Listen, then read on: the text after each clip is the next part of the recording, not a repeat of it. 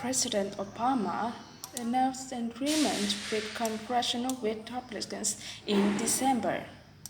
It would extend for 2 years the tax cuts put in place by former President George W. Bush.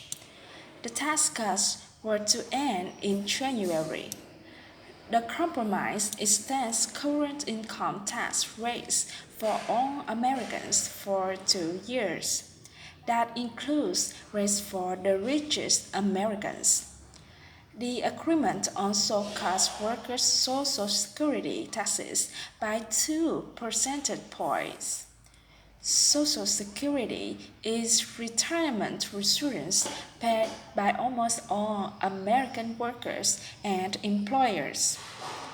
The so-called payroll tax holiday would save a family earning $50,000 about $1,000 a year. For the president, the most important part of the compromise was the extension of aid payments to unemployed Americans for 13 months. In November, the jobless rate increased by 0.2% to 9.8%.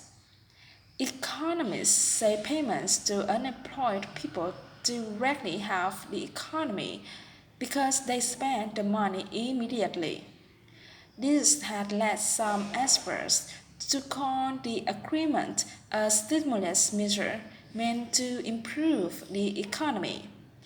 President Obama said he accepted the compromise because he wanted to help unemployed Americans.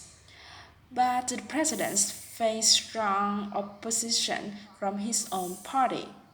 Some Democrats objected to give tax cuts for the rich at a time when the government is struggling with deep budget deficits.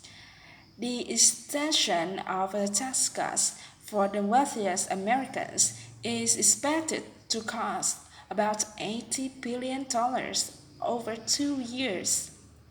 The deal also includes tax cuts aimed at middle-income Americans and businesses. Senate Minority Leader Mitch McConnell says Republicans support the deal.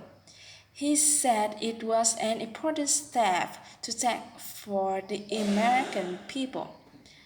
Before the agreement, Senate Republicans had threatened to block all the measures unless the tax cuts for the richest Americans were extended. Some Democrats were disappointed that President Obama agreed to the compromise.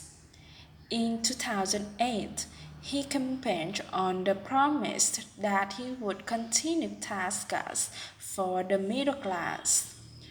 But he proposed to raise income taxes on families reporting $250,000 or more in taxable income.